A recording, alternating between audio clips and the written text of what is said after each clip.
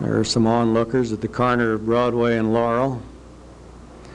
There's a shot on the east side of Broadway. It looks much in 1984 as it did in 1937. You notice that all of the street lights had decorations as well as the storefronts. Almost everyone bought bunting from a company, and they came up, put them up on all the storefronts. There's the north side of the square.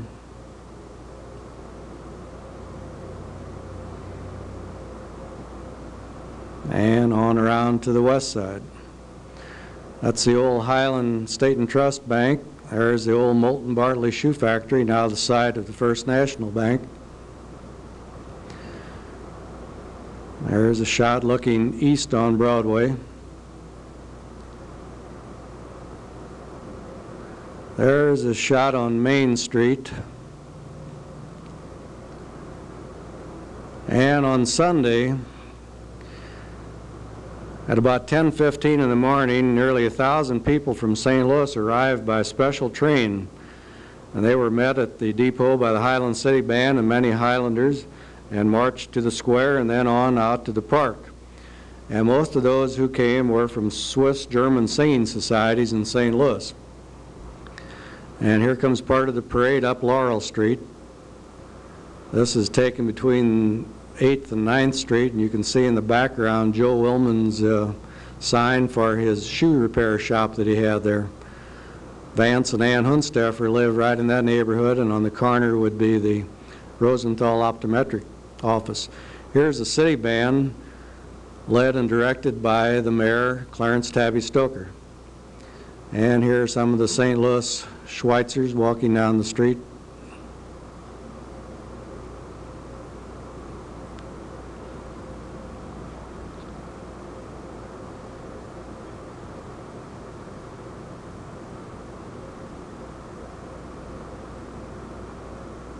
By the time they walked all the way to the park, I imagine they were ready for some Highland Schatz Lager beer.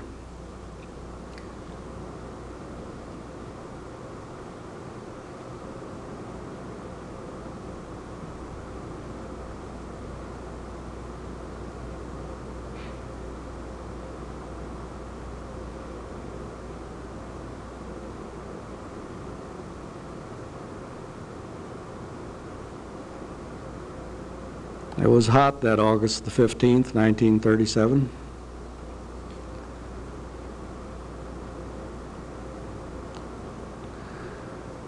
There are some of the old-timers in the area, Dr. M.D. Tibbetts, Daisy Shiprone, Carl Hege.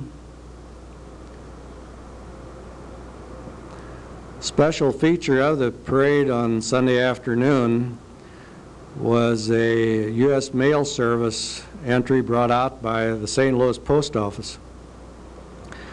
Here at right is Kathleen Hugg on her horse Captain Kidd, and on the left is Everett Ferris.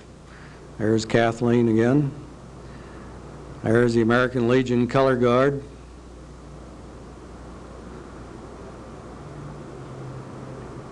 The city band led by Franz Hug that Sunday afternoon. There's Tabby playing a trumpet. Here the floats began, and there's the Centennial Queen Marie Winter. Here comes the Schatz Brewery float. One of the floats sponsored by the Farmers and Merchants Bank on religion. Milling history. Mills were a very important part in Highland in the early days. The first school.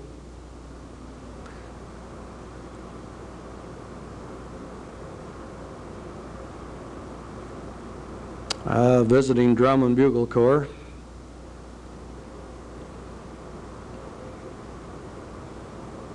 Here's the Schatz Brewery float.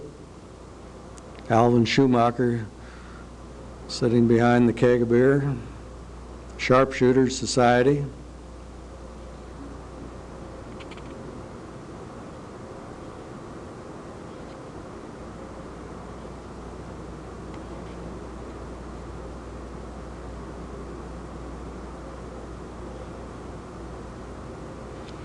and the Jamestown Band, always a part of Highland parades.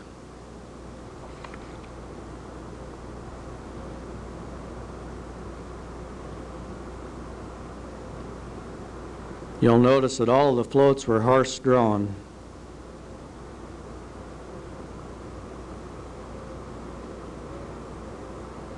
Comes the Highland Drum and Bugle Corps again. This was sponsored by the American Legion Post, very popular in all parades in the 1930s.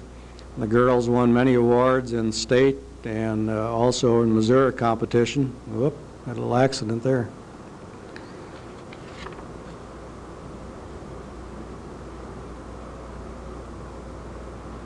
Wicks Art and Company float.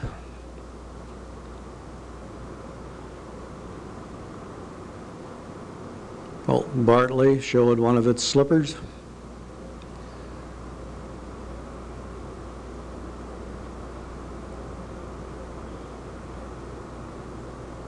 Here's a Hug truck. The Hug Company made Highland famous in the 20s. Hug trucks were sent all over the world.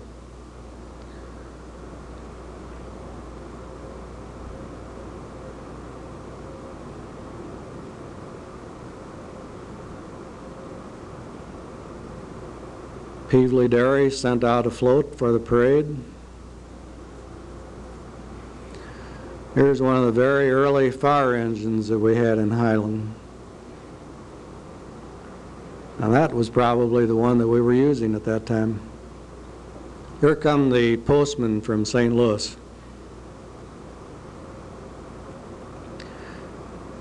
Brought their own band along, and they had different floats that depicted the progress of mail service through the years. Here's the Pony Express.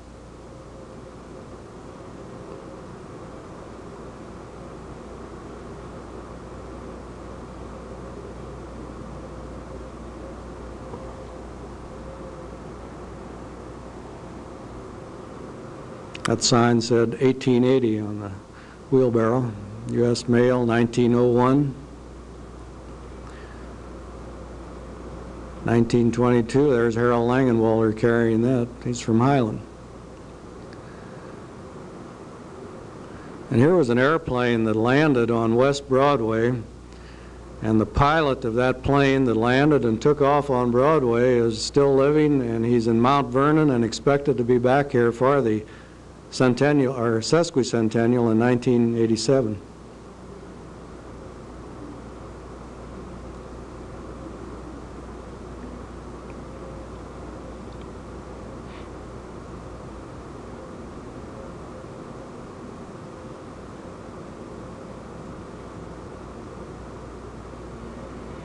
The parade ended abruptly there, and Mr. Briner began to show homes around Highland. This was the residence of Roscoe Mentz at that time.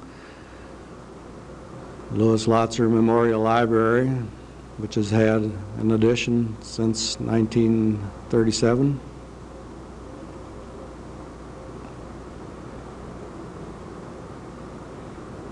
The new First Congregational Church.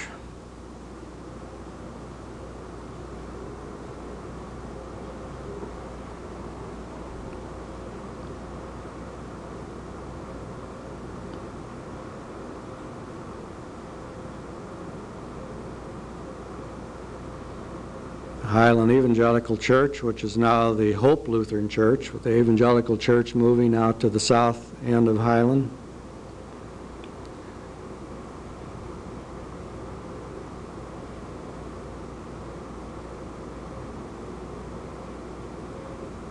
The John Wilde Masonic Temple, still used by the Masonic Orders of Highland.